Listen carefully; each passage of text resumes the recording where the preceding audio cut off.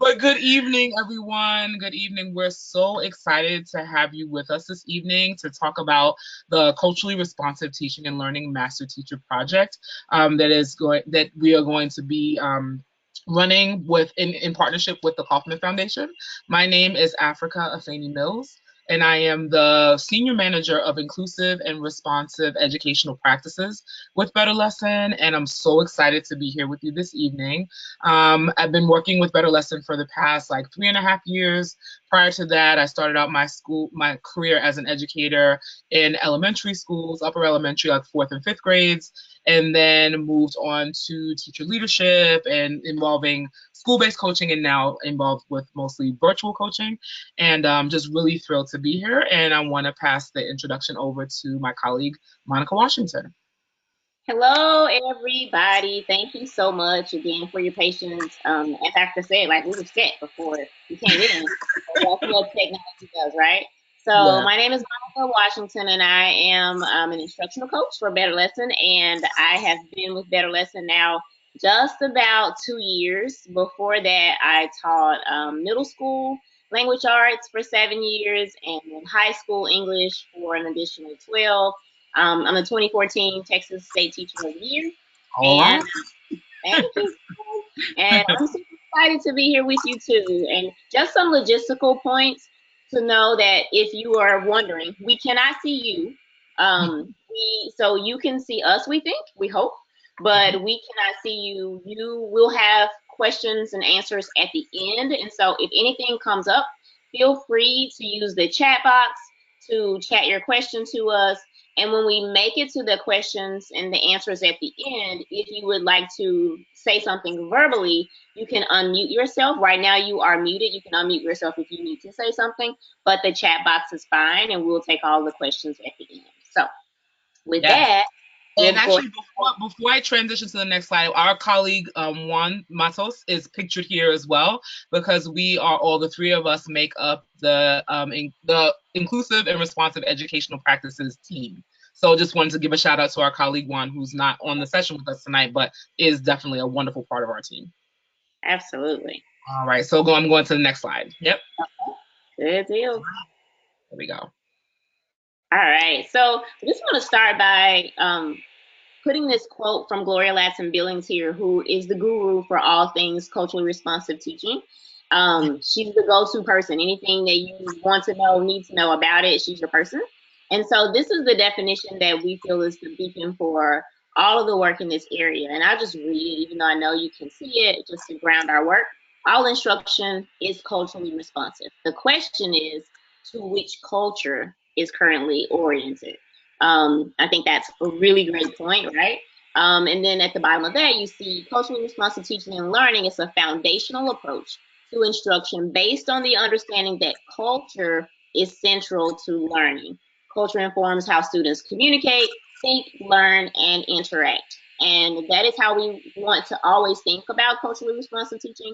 We feel that that definition is a great foundational definition for our work. Absolutely. Okay, and so as Gloria Ladson Billings just gave this great definition of what culturally responsive teaching is, we also want to take the time to think about what is not. Um, Sometimes we think of it as just one thing to do, and it is not a thing to do. Let's see what happened. Oh, there. Oh, that's right. It won't let me turn it off. I'm sorry about that. It's gonna go off in like a second. Thank you. I need to get that too. Take a break with your eyes. So what is it not? It's not something that students only engage in during certain times of the year.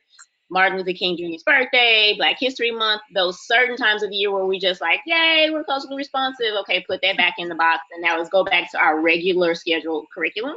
It's not that. It is not only for students of color. It is for all students, regardless of what culture the student identifies with. And something is not something that you do only when you have extra time or only when you can add on to something else. It's not a thing to do. It's not a strategy, but it's a way of teaching that's infused in all the things that you do. And we'll talk much more about that a little bit later as well. Absolutely. All righty.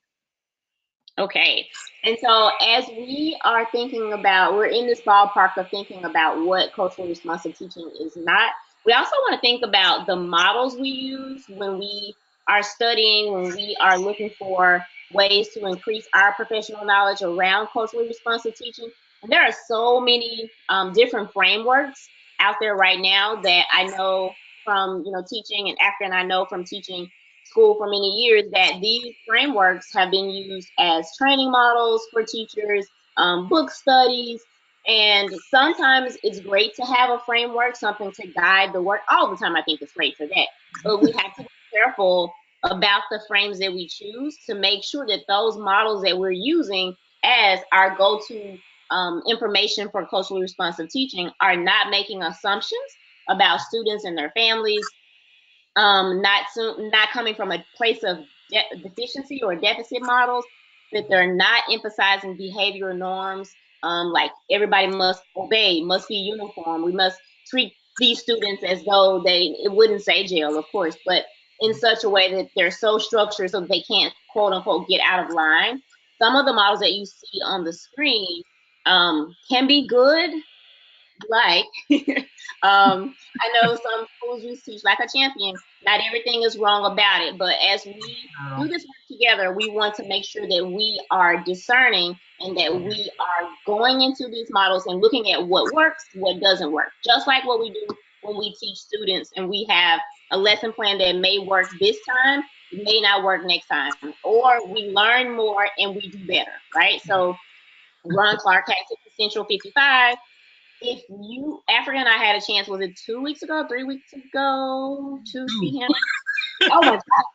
2 weeks ago, we were at ASCD in Chicago and had a chance to hear him speak about the development of his Essential 55.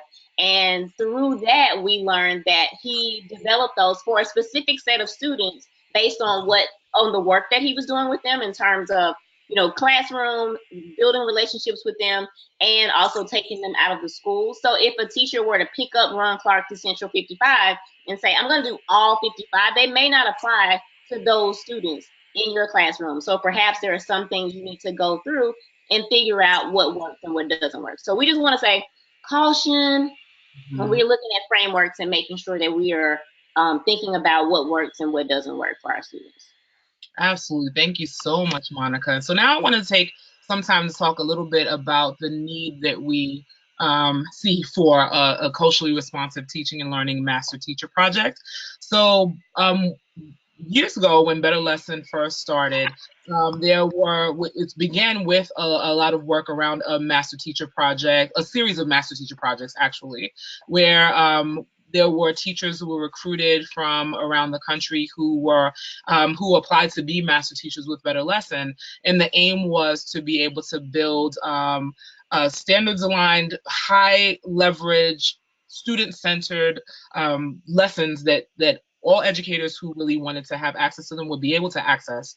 And the initial master teacher projects focused on blended and personalized learning, English language arts, math, and science. And through that project, Better Lesson was able to amass, I think this might even be a conservative number, but around like 15,000 different lessons that that educators from whoever wanted to access the site would be able to really be able to benefit from that, the educators and their students. And I know for me, like before I even began working with Better Lesson, that was my first introduction, and I thought that it was such a marvelous idea because when we're in our ed prep programs, there's a lot of like methods classes that we take and things like that to prepare us for teaching, but there's no way, regardless of how you came into teaching, whether it's a traditional college or university prep program or Teach for America, like there are lots of different ways that one can enter the profession, but no matter how you do, there's no way that you can go through all the learning that you need to go through to get to be equipped to have everything you need for your students, which is why Better Lesson believes that ongoing professional development is really critical. And so we had those initial master teacher projects, and then as the years went on, and especially like for me, speaking about my own personal experience, as I joined the Better Lesson team, was really interested in including culturally responsive teaching and learning practices in our work. And so we've been doing that for the past several years. And at the same time, what we noticed is that we think there are lots of great resources that we already have, on our site to support those who are participating with us. And at the same time, there's a difference between telling educators that, okay, look at this Facing History in Ourselves resource, or take a look at Teaching Tolerance. Like, those resources are rich and amazing.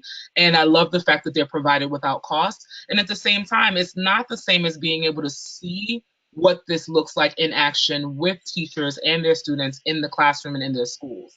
And so the idea that we have is that if we are able to recruit a group of master teachers who are focused on culturally responsive teaching and learning practices, to being able to build those practices and the evidence of those practices with lesson plans and and strategies that are built and student work samples, all those different types of things would give educators who are availing themselves of the resource a vision into what this looks like with students. And so, like, how Monica was talking about the things that CRTL is not, I think it becomes clearer when we see evidence of what it looks like in the classroom at a variety of different levels. And so that's what we're thinking about with regard to the need. And I'll just go to this next slide because it just undergirds that same point, is that we really want to show educators what it looks like, because this work is, there are lots of different, initiatives and the type of work that educators have to do, that we as educators do, that is challenging. And when it comes to culture and race and equity and implicit bias and things like that, that work is deeply personal. And I think it's really critical to be able to envision what does it look like when done well with students and with their families. So we'll talk a little bit more about that as we proceed. So Monica, I'm going to pass this on to you to talk about who we're looking for. Hey, absolutely. So we were there 2 weeks ago, I think, in Kansas City, and had a chance to meet maybe some of your colleagues, we don't know, who were also interested in it. And just in those conversations, we were so excited about the people who were there. And one of the things that kept coming up when we were there, and also when we were there in February, is that there are so many teachers who are doing great work who feel like, I'm not perfect enough to be called a master teacher. So I want to say, like, that's not who we're looking for. We're not looking for anybody who thinks they are perfect enough to be and that's why I'm a master teacher. We're looking for the person who says, I get in there every day, I do good work, I'm tired when I leave, probably. I'm willing to try again. If I fail, I know that I'm not a failure, but that I'm learning and growing with my students, for my students. We're looking for that creative teacher. We're looking for the teacher who goes above the status quo, and they're not just box checkers. Like, I did what I had to do, now I can leave. I did what I had to do for this week, now I can leave. I touched on all the objectives, I'm good. We're not looking for that person, but we're looking for the person who says, yes, I cover my objectives, but also I'm going to cover them in this way, this engaging way, this culturally responsive way. One of the things that I really appreciated about the presentation, and we've had a chance to be a part of, not be a part of, but to witness, that Ron Clark did, was he gave the analogy of bread and pizza. He said that sometimes we work with people who do just the bare minimum, and they're mad at you because you are going above and beyond. They're mad at you because you are the door decorator, because you do, you dressed up with the students. And he said those are bread teachers. And he said you have to be pizza, be a little bit different, be better. And that's who we're looking for as well. We're looking for those people who are going to create new things, create lessons, and then, because this work can be isolating, because you can feel like you are the only person, perhaps maybe in your school or maybe on your hallway, who's doing the work, we want to form this network of people who don't mind sharing. So the things that you create, we want you to feel comfortable and be excited about sharing what you do, so that you can make other people's practice better as well. So that's what we're looking for. Pizza teachers like you. So I know that we have some who are here with us, and if that's you, then you definitely are in the right place. Absolutely. And just really just undergirding to what Monica was talking about, like really looking for folks at a lot of like variety of levels as well. Because I think that, I've been doing this work with regards to like race, class, identity, and achievement for a number of years. And I think from the different workshops that we've been a part of, or the different conferences that we've presented at, I think a lot of folks might say like, oh, when you're an elementary teacher, it's so much easier to do this work because generally speaking, unless you have a different type type of model, you're one teacher pretty much with the students all day long. And that's really the case for, generally from K-5, sometimes depending on the part of the country, it might be K-6 for elementary. But then I think, what we sincerely believe is that it's really important to make sure that everyone, no matter what level you teach, no matter what content you teach, we're looking for a variety of teachers. So whether it's, folks who are teaching elementary school, people who are specialists, if you're a middle school teacher, of a variety of different content areas, the same thing for high school, we really want a variety of teachers as well, because we want all teachers to be able to envision themselves doing this work. So I think that's important too. And thank you for that. I forgot about the grade level piece. And I also wanted to say one additional piece too along those lines is that we want to show what this work looks like when a teacher is working with students, when an instructional coach, maybe you're an instructional coach. So what does it look like when you're supporting other teachers to do this work? If you are an administrator, what does it look like to set the tone school-wide and show that this is important and that you expect that in all classrooms? What does it look like to support your teachers in that way? So we're looking for, as Africa said, all grade levels and all of the roles as well, because it's the same work, but then there are different aspects of the work depending on what your role is. Absolutely. Thank you so much for that, Monica. So the next part that we want to transition to is what is it that we're asking of those who would apply and be accepted to become master teachers within this project. Want to look at specifically what the ask is. So there's an application process. So if you may already have access to the application, but we'll definitely make sure that that the resources available to those of you who may not have the actual landing page or the application. But once you apply, and for those, we're looking for about 22 participants, and for those who would serve as master teachers for this project, you begin by participating in a virtual kickoff training session. So it would be similar to what we're experiencing right now, and thankful for technology that allows us to gather over miles. And so it would be, we would kick off with an initial training session for those who will be participating in the project. You would be building strategies. And so I know and I want to be kind of reinterpret that term, because I know Monica was saying earlier, it's not like a strategy like, oh, if you do this thing, you're culturally responsive and that's it. It's really a mindset that, in a way of approaching teaching and learning. And at the same time, there may be some specific strategies that you use as you are culturally responsive with your students, or with the students in your building, or the teachers you may support. And so you would have the opportunity to build strategies as part of the project. You would have support, like Monica mentioned, about the cohort and not feeling isolated. You'd have the opportunity to attend monthly virtual professional learning community meetings, and it would be the similar thing to where we'd be able to meet through an online platform.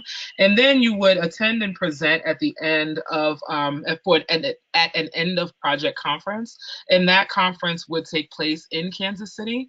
And basically what it would be is the opportunity to to reflect on the work that you will have completed as part of the project, and to be able to share that with other folks in the cohort and in the school community in Kansas City, because we are really honing in on Kansas City area schools for this project. And so that's what you would be what would be expected of you. And then I'm going to pass this back to Monica to talk a bit about the structure that we have currently for our current strategies, and then to tell you a little bit more about that. Yes, absolutely. So thank you, Africa. So as Africa said, with those strategies that we're building, we're trying to create this toolbox, if you will, of all of these strategies, material, lessons that teachers who are not involved in this, either in Kansas City where you are, or all across the country, can access and see what it looks like, and then have something that they can try themselves. Right now, we have what's called, when we will still have this when we start working with you, but it's called the BetterLesson Lab. And this is where teachers go to access lessons, to see strategies, to see how things can be implemented in their context, to get, some ideas for some different ways to tweak a certain strategy depending on whether or not you have students with special needs or students at a certain grade level. So this is the hub. This is where teachers go. And your work that you build and that you create together and with us will live in a place like this. where teachers will be able to click into the culturally responsive teaching and learning sort of tab, and then those things that you created will be there. So this is what it looks like now. In a year, when we are ready to, after we've spent the year together and we've built all of this, it may look slightly different, but this is the concept will still be the same. So Yep. All right. And so for culturally responsive teaching and learning, right now we have what I think are some very, very great, what we call growth areas. And so if a teacher today wanted to click into this, what we call domain, which is like the little culturally, it's that area of our lab, if they want to click into it and then really hone in on certain parts of the work, the growth areas are what teachers will see when they decide to decide what they want to prioritize. So for example, I hope you can see it on your screen, but you have these 5 leaves across the top, and so this is how we're breaking down the work of culturally responsive teaching. So I'll give you just a second to look at those, and then I'll call out a couple of them.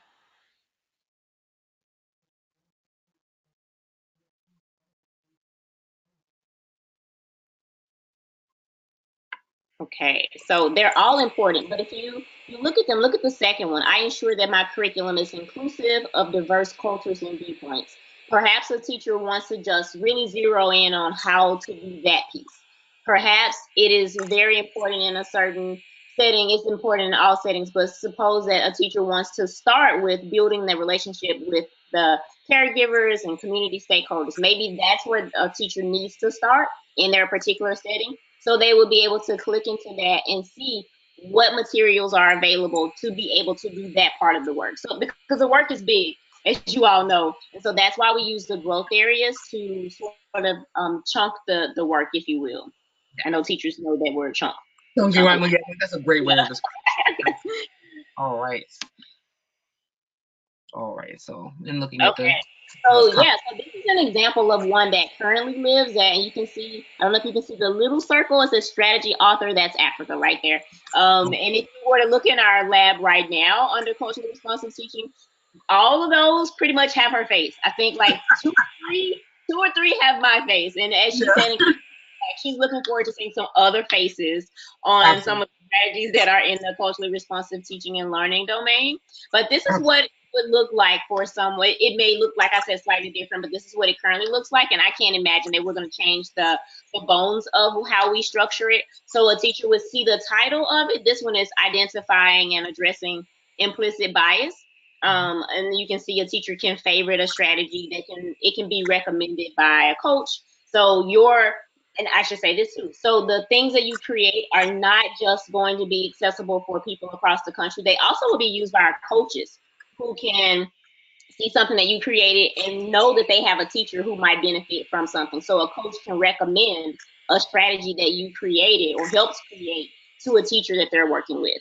And so once they would, let's see, I'm trying to see if after that, yes. So once they click into it, they'll be able to see recommendations for how to implement. We'll put in any handouts that you have that go along with it to help teachers get started with it. And so this is how it currently lives. Let's see. And then we have another example, I think. Yep. Another one. So then there's another one that Africa wrote called Creating and Implementing a Family Partnership Plan. Again, you see that the structure is the same. A teacher can do the same actions that I mentioned on the other slide. A teacher can see whether or not it's for specific grade levels, specific subjects, or if it's for anyone. And we feel that this work, as Africa mentioned earlier, it's for all grade levels and it is for all subject areas. So usually with our culturally responsive teaching and learning strategies, they're all going to say all grades and all subjects. And then teachers can then adjust and modify based on whether or not they have older students or younger students. But this is a very important aspect of the work as well, is that connection with families. So yeah. Yeah, and I think, Monica and I were just talking about this actually, or we're interacting about it, and, in some of the work that we're doing together, is that this piece is so critical. And I think, like when you look across, no matter what type of evaluation tool your school may happen to use, I feel like most tools have incorporated some type of language around family and community partnership. And at the same time, I feel like it's still not necessarily the best supported expectation. So I think that sometimes people will ask maybe, oh, like, do you send newsletters home, or, do you invite your students' families to conferences and things like that? But this partnership goes deeper than that. And so this gives an opportunity to explore things like that. So I absolutely agree with Monica. It's definitely one of our strategies that we really would like to see more folks being able to implement. And so just continuing on looking at some of the examples, we wanted to go a little bit deeper into one of the strategies that we happen to have available for. I think this is one of our public strategies. So whether you're coaching with us or not, this is something that folks are able to access. And basically, some of you may already be familiar with the concept of windows and mirrors, but if not, or even if, as a refresher, basically it's the belief that all students need the opportunity to not only look beyond their current experiences, histories, interests, and things like that to learn about others, but they need to be able to see themselves, their own experiences, their own histories and interests reflected in the classroom as well. So that's where the concept of windows and mirrors comes into play. So the window would be what you're gazing through to be able to see other perspectives and other experiences. And the mirror concept is where the student would see their selves reflected back to themselves in the course of all learning opportunities. And so it's one of the strategies that that folks that it's great because it's something that's pretty easy to implement. There's some of these, like, obviously the difference between doing something like this, which you'll see a little bit of in a second, and doing something like engaging people and thinking about implicit bias. That part goes a little bit deeper and is a bit more personal. But this one is something where it's like I was saying, easier to implement, and it's a really a quick way to make sure that students are learning about other perspectives but also feel seen. And so just as an example, one of the things that we did as a staff and what we've try to provide opportunities to do is you can do this with doing like a quick grab from Google, like doing like an image search on Google. It's just kind of like finding a variety of different images that reflects, like whether it's hobbies or artwork or pets or TV shows or there's a number of things that you can like just grab a variety of things. And it's even something that you can do so easily in the classroom is just, kind of knowing your students or the folks that you work with primarily, and then also wondering about like more about them that you might not know, is providing an opportunity to like put up some of these images and asking them to identify when you're looking at these images, which of these images would be windows for you, right? And so for me, like when when I think about what's a window for me, I really would love to say that I love working out, but I do not. That would be very disingenuous if I said that I loved working out. So when I look at the picture of the person running, that feels like a window for me, absolutely, because it's something that I believe, I know it's good and it's healthy and I really admire those who are able to do it, but it's not something that's a part of my personal experience, at least not now. I can think back to a time when I was younger and in elementary school where I would, like we'd have field day and I would run and I was really fast back in the day, but that was a long time ago. So that would feel like a window for me. For mirrors, there are a variety of things that feel like a mirror, but I think the thing that resonates most with me right now is looking at that puppy, because my family and I have a dog named Rabbit that we rescued about 3.5 years ago. And even though we don't know exactly how old she is because she is a rescue. We think she's around 5.5 years old, but she's so like, and she's part pit bull, part boxer. And she's like 57 pounds, but you would never think that she thinks of herself that way because she just climbs into our laps and sits on us and she behaves very much like a puppy. And so when I see that picture, it really resonates for me. And so that feels like something that reflects my own life experience. So we just wanted to throw this up as an opportunity for you to see like a quick window into, like, you see what I did there? Window, right? Yeah. A quick window into, into one of the things that, what could be described as a strategy. Because what a teacher could do is you could populate with images yourself, or you could flip it and really kind of like maybe do a model of what would be windows and mirrors for you as a teacher or as an educator. And then you could open it up for students to go ahead and populate with their own images about what reflects who they are and things that they might want to learn more about that might be a window, but their own experiences would be the mirror. So we wanted to give you an opportunity to see what that looks like. This other one that would probably be a window for me is like I've never watched Game of Thrones, but I feel like I've seen this winter is coming thing a lot. Me neither. I bet you somebody, we can't see them, but somebody just went, what?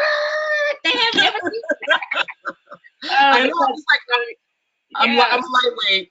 I'm so like I don't know. I can't take gore, and I've heard it can be gory. So I'm just like it's probably best for me not to watch it, although I'm intrigued, right? I mean, because I hear people talking about it a lot. But yeah, Um, just wanted to give you an opportunity to see like what that experience might be like for if you were to implement something like this with your students. So I'll pass it on to Monica now to talk a little bit about why you might be interested in participating in this project. and Rabbit is so cute, you all. She has She's so adorable. So why might you be interested? So hopefully by now you have felt validated in some way by the things that we have told you are important, just to us as educators as well, and also just to the work in general.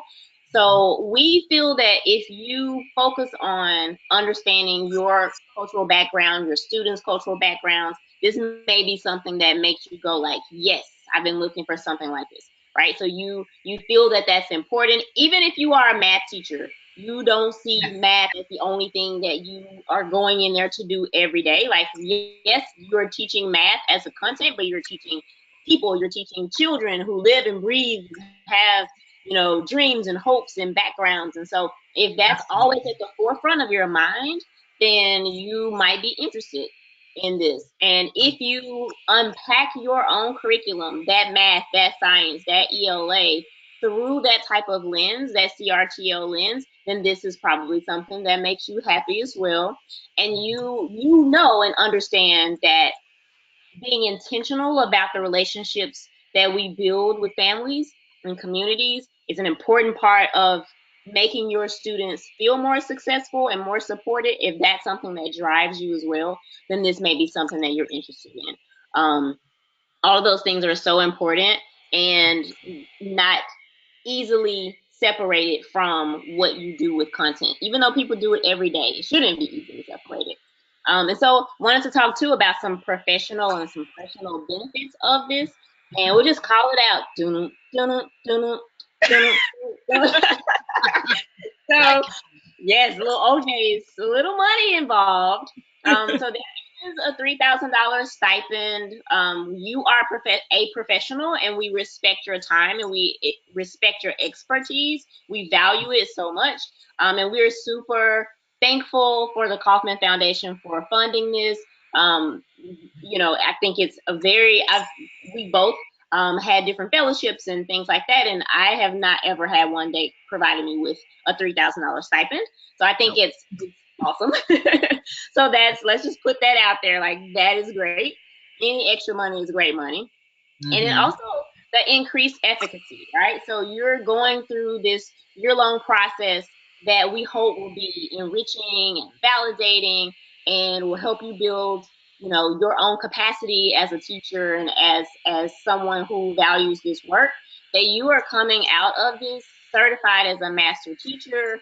I think that is great for you, right? You go into different spaces and you can introduce yourself as a master teacher forever because you are doing this work, and we know that it won't stop with this project, but that it'll be the foundation for your future work as well. So you're increasing your own efficacy in this area. And also, we've mentioned a few times about the fact that you are not doing this alone. You're doing this in a cohort with other people who may be teaching what you're teaching, but that doesn't matter. You're doing the same work. So you will have this professional community that you'll be meeting with. You'll have support from Africa. You'll have support from me. And so those things don't go away. The best thing about, I think, being an educator is connecting with other people. I love it. Africa loves it. I love building my network and also helping other people build their networks. So I think that those are the three main professional and personal benefits. There may be others, that you reap from it as well. Definitely. Thank you so much, Monica. And so what we Yeah. want to do is have an opportunity to lay out the timeline a bit more specifically. So we began with the launch of the project back in February, where the application became available, and we have the landing site available to really be able to have some initial exploration about the project itself. And then starting in March specifically, we started to really think more intentionally around and delve more intentionally into recruitment and selection. And so we had the opportunity to do an in-person recruitment session, both at there was the Amplify conference. That was this also hosted by the Kauffman Foundation in March, and then also we were back in Kansas City for the in-person recruitment session. We know that that took place during spring break for most, I think, all of you. So we know that there, some folks who would like to have come that night who weren't able to be there that day, and I think that that represents the group who's here tonight as well. But with this recruitment that we're going through, we're really, having the in-person and this virtual session now, really trying to make sure that people have as much information about the project as possible. And then our deadline for application submissions is April 26th. And so during, between that time frame of March to May, we'll be engaged in recruitment and selection. We're going to kick the project off in June, and that's when we'll have our first like virtual training session and start to get that work going. Between June and December is when you would start to write. Those who are accepted into the project would begin to write strategies, collect artifacts and video, all the things that really would help any person reading about that particular strategy or that work that you're doing with your students to be able to see what this looks like in action. Those are the things that we'll be working on very, very heavily and intentionally between June to December. Between January and February of 2020, which it feels crazy to just even be saying 2000, right? Yeah, just take a moment and just pause on that. But in January to February 2020, we'll be taking the strategies and the work that's been developed and curating them, and then getting them ready for publication, which would take place in March to April of next year. And then we're planning to have the culminating event, the conference, where we would be able to promote and distribute these wonderful strategies that you will be developing with the public, and that would culminate with the conference that will take place in Kansas City. So that's just a general overview of the time frame that we're working with. And so those are the main things that we had to share with you this evening. And wanted to definitely, I know that like Monica mentioned in the beginning, thank you so much for introducing that part of it, Monica, to talk about the being able to submit questions in the chat. We want to go ahead and make sure that you have an opportunity to ask us any questions that you may have at this time about the project. And in order to do that, you should see in your webinar window the option for the chat. And so if you have any questions based on any things that we have shared or things that you're wondering, we would love to open up the floor to entertain those questions and comments at this time.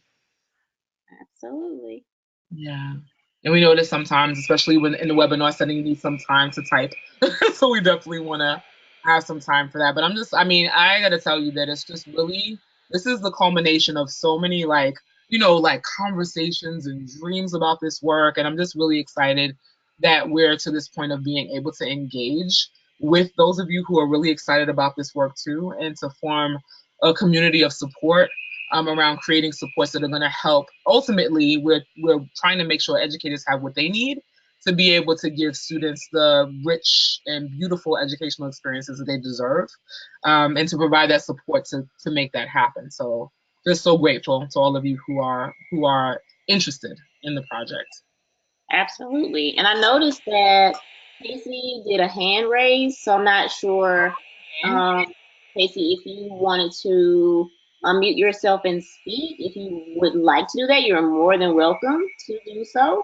And it may have been that, like, sometimes I've been in a webinar and I clicked something, I was like, oops, didn't mean to do that. So if that was done, if you didn't mean to, that's okay as well. But I wanted to acknowledge that I did see your hand raised.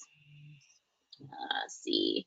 And also, we realized that you all just taught all day. So thank you for joining us tonight. Let's see. People added questions to the question area. So let's see. And go to question pane. Okay. So, after, I'm not sure if you can see it, but I'm going to go ahead and just call them out. Yeah, that'd be Um, great. You can see it. okay, so where is the application available? Okay, so I think we attached, let's see, and we can also send it out again to those of you who got the email reminding you to join us. I felt like it was in there, but if not, we can make sure that I wonder if we can. So this is a new form, like platform for us. We normally use Zoom. So I'm looking right now to see if there is a way to drop the application link into the chat. I think We based also, on what like when we were doing this the prep before, I don't think we can put links in. I think we can oh, put actual handouts in. But okay, okay, I think got, what we can do is for and I'm like I can put it in the chat. Like what I'll do is I'll chat our email addresses if okay, that's helpful. And yeah, then for any of you who need the link to the application, you can just write one or both of us, and we'll be able to send it to you. So I'm just gonna put that in, so you'll be able to have, and then you can write that down. So sorry, absolutely. like I'm going all low tech with it, That's but all. No, that's good because I'm just like, oh, where do we put it? Let's see. We also have a question from Anne, and she wants to know how many strategies are you looking for individual teachers to develop? I'll take a stab at that while you're doing that, Africa, and if you want to add something to it, please do. So, sure. Anne, for that depends, right? Because I'll just say, as we were talking to teachers in the in person session, that question was also asked. And what we said to that group was that there may be a strategy that's a pretty big strategy that more than one person may be working on at the same time. So maybe a couple of you are working on one strategy together. Maybe you are working on a strategy that you do this in your classroom all the time and you already have the stuff. So you're going to do that one. That one doesn't feel like a heavy lift to you. And then also you're developing some new ones as well. We don't have a set number of strategies, but you will definitely be developing along that continuum of that timeline. So it wouldn't be like all of your strategies are everybody needs to have 10. We don't want to like throw out a random number, but as we get to the point where we're ready to kick it off and we have our group selected, we can definitely really hone in a little bit more on that timeline and talk a little bit more about sort of how we're going to gather that from you and what that timeline may look like for you. So I think it may be a little bit different for each person depending on your grade level, what you already have. I don't know if I'm being helpful or not. Am I forgetting anything, Yeah, no, Africa? I think that's exactly what I was thinking, and I think because I think like just as an example, say for example, if you're it doesn't I was going to say elementary teacher, but it doesn't really matter. It could be whatever level you are, and one of the things that say one of the strategies you implement is you have an inclusive classroom library, right? And it could look like if there are a variety of people within the cohort who have that as something that they include and integrate into the way they teach.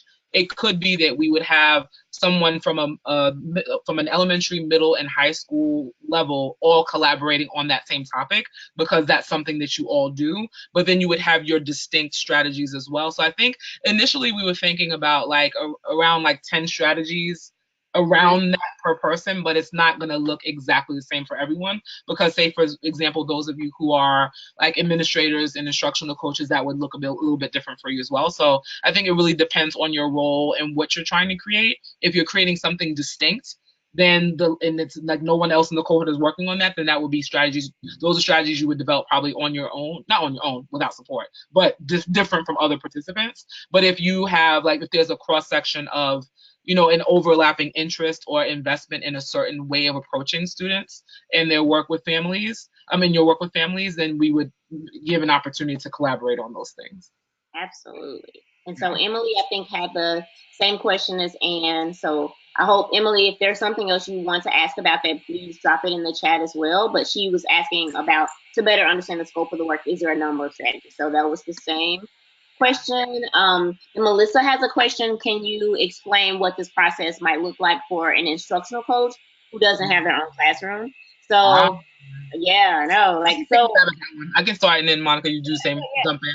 absolutely. So for me, like being and having been an instructional coach, school-based and now virtual, I think what I would think about is if there are ways that you integrate cultural responsiveness into the work that you're doing with teachers, then we would love to know about that, because we really want to make sure that instructional coaches have an opportunity to share that with other instructional coaches as well. So say, for example, if some of the work that you're doing around, say, if your focus is on literacy, if it has to do with, if it has to do with like maybe integrating more inclusive content, or making sure that, I won't keep on saying that the whole thing about the classroom libraries, but say if you're working specifically with one of the teachers, or one or more of the teachers, on changing their practice to be more culturally responsive, or maybe supporting them around having a different type of interaction with families. Like if there's any work that you're doing that is around cultural responsiveness, then you would be creating strategies that revolve around that. And then the other piece too is that sometimes when you're an instructional coach, some part of your role may involve modeling for teachers what strategies, what cultural responsiveness looks like. Then you might go ahead and upload maybe your model lessons with like how you're modeling culturally responsive teaching and learning with the teachers you're supporting. So something like it would look more like that. And sometimes, like coaches are doing some direct service with students. And so then that could be an opportunity for you to say, I don't always work with students, but when I do, this is kind of what it looks like. So that's what I'm thinking. What do you think, Monica? Anything you wanted to add? No, I was going to add the modeling piece, and you just nailed it. So that's Right. great. Right. And Emily wants to know if there is a desired experience level. No, we'll just say, like, we met a teacher at the conference. We were there. She's a first year teacher. She came to our session, and she was just like, "Oh, I'm so excited about this work, but you probably don't want someone like me because I'm a first year teacher." Yes, we do. Yeah. So we with the people who have applied so far, we have anywhere from first year all the way to like 20 something years. We think that you can be doing this work and doing it really well as a first year teacher, as a teacher of 10 years, wherever you are in your in your levels of experience as a teacher or a coach and administrator. If you are doing the work, that's what we care about. So no to that one. And then Emily's other question, is there access to help with creating and publishing print resources using our strategies? I create a lot of things on my own, but as far as publishing for other teachers to use, I'm sure someone else with access to better software programs can make them look more professional. Absolutely. So I'll just say, in terms of strategy piece, there will be a template that you can sort of plug in. So this is what I do. Here is the template. They all will look the same in the lab. So it'll be like, title of it. What are the implementation steps? What does the teacher need to do first? About how much time do they need to set this up? So we will provide you with that. And in terms of the additional supports that you want to embed into that strategy, absolutely on that as well. So you are not on the island all by yourself. You will have help. And and I can say too, like, oh, Yeah. I'm sorry, go ahead, Monica. No, you go right ahead. I was gonna say too, as someone who has created strategies, and I had never done that before coming here. We have a team of folks who are, who support our content, that are amazing and very, very supportive around, like, trying to help to structure what it is that you want to convey well. So for example, for me, I'm like, I'll have lots of ideas, but I'm like, I'm not really sure like what's the next piece that might really be helpful to implement at this stage. It's like, okay, well, here's a Google Doc that might be helpful, that you might want to include these different steps or these different resources. So you'll definitely be able to like ask questions and get that support around building a high leverage, high quality strategy. For sure. And then her final part of her question was just around whether or not there will be help with translating resources for families as well. Ah, So, okay, and that's a very good question. yeah, yeah. I don't think we've thought about that, which I'm glad you raised it as something that we should be considering. I think because the platform, or like it's a platform that's not really what families are going to be using. It's going to be the teachers who are using this platform for the most part. And I think probably, like, say for example, I don't know if this is what you are thinking of potentially, but if we have a strategy that is focused on authentic family and community partnership, then probably what we want to build into the strategy description is that in your school, you want to make sure that you avail yourself of the supports. If you have like a family and community liaison, translation services, things like that, we would want to build that description as one of the considerations within the strategy. But I don't think we would think, if I'm understanding the question correctly, I don't think we were thinking of translating it within this space, because the space is what teachers would be using to support their own practice. Does that make? What do you Yeah. think? Yes, absolutely. I think that was it. Oh, okay, let's see. Melissa says thanks to us. She says thank you. And we got 3 exclamation points. True. Yeah, very good. Very good. Let's see. We'll pause and see if there are any other questions to come in. Let's see. There was something I was thinking too that I wanted to add, but it left my mind. Hopefully, it'll come back before then. Yeah, and thank you to Africa for clarifying what I said earlier about it's not a single strategy, Yeah, and you did that so beautifully. So, like, so often people think if I do this one thing, then I have checked all the boxes for for culturally responsive teaching and learning. That's what I meant. So, thank you for. yeah, definitely. No But problem. there are ways of being and ways of doing that we can call a strategy within that umbrella. Yes, right. It's like basically like, things that like kind of like windows and mirrors, but other pieces too. And a lot of it's not really even like massive shifts, but it's Yeah. just the shift might really be around like how it is that you're thinking about engaging with your students. So what do you think about like the importance of relationship development? Like some of those things are, the bigger pieces of it as far as like, how you think about students and their families. And then once you're coming from that framework, then I feel like the strategy starts to flow and then you create like a culturally responsive approach. For sure. Yeah. Let's see. So on that piece around sending out the link, is our let's see, you dropped our I email did, address. but I think because Morgan also put it in to make Okay. sure, right? Because I think for some reason, like my chat, I think it was only going to us and not to Okay. everyone. I think Morgan put Okay. it in the whole group can see, but we also have a slide coming up that has Oh, contact on it as well. We have a okay. couple more slides as we wrap up. Absolutely. Okay, and I see that the link is in there. Yeah. So, yep, good. Okay, I didn't have that window open. I had the question window open, so great. Okay, I see now. Cool. Okay. So, just in case anyone doesn't know where we're looking, if you click that little orange chat bubble, there is a link in there that takes you to the landing page. And at the bottom of the landing page, it says apply to join. And that's where the application is as well. But you still can also email us, one of us, if Absolutely. you have a hard time finding where you need to click. Absolutely. See, oh, got some more. Okay. Um, Anne says, thank you, can't wait. Yeah. Um, Emily says yes around the family piece. I was referring to things we may be using in our partnership with families, cultural surveys, etc. Our district does have some translation services, and then she says thank you. Oh, Um, awesome. Great. yeah, and Melissa said, "Are you interested in behavioral interventionists?" Hmm. I would say yes.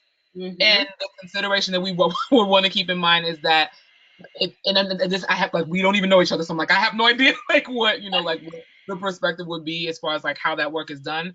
It would be important to us that the work is focused on student assets versus deficits. I think that there are some, and not everyone, so I'm definitely want to be clear about that. But there are some models with regard to behavior that focus quite a bit on like what's wrong with the student. And so we want to really focus on like what is it, we really want to think about like an asset-based perspective. And so I think like if that's the perspective, then absolutely. Okay, and Melissa says, "Got it." Yeah.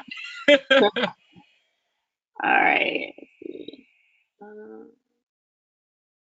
give you all time.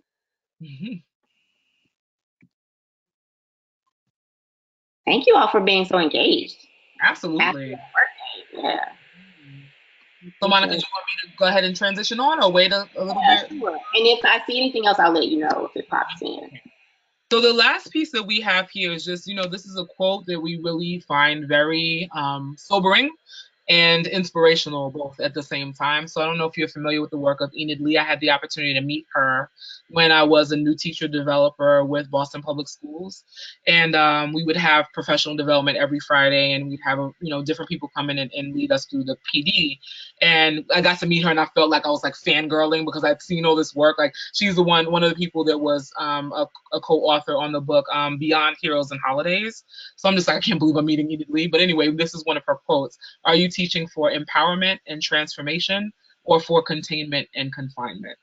And I think it's really such an important, I mean, we think it's such an important consideration because when we think about school and what it is in some ways and what it could be, the promise of what it could be, we really want to focus on the empowerment and transformation, like, you know, just really engaging students with the ability to like dream and question and be creative and to wonder and just really delve into their curiosity and just, you know, be creators and be, you know, like, you know, part of their own learning process, a big part of their own learning process is so important.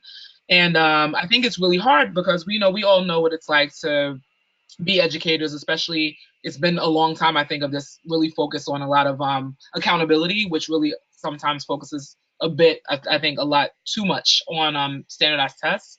But I think that this piece that we think about when it comes to culturally responsive teaching and learning is that if we create, generally speaking, powerful learning experiences for students, then we don't have to like turn off learning to prepare students for tests. We're already teaching them how to like think critically and to grow their ideas and to collaborate with one another. And that's where the true learning takes place. And so I think, you know, we really like to keep this in mind as we're doing our work. And then I know you already received the link in the chat, which thank you so much for putting that in there.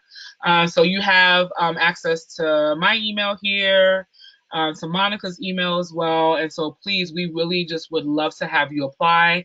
You definitely have access to the link that would have, you know, for your application. And if you have any questions as you're thinking about it, please definitely don't hesitate to reach out to us, and please pass it on to your friends who may not know about, your colleagues who may not know about the project, and to encourage them to apply as well if this is something you think that would be really, you know, meaningful for them.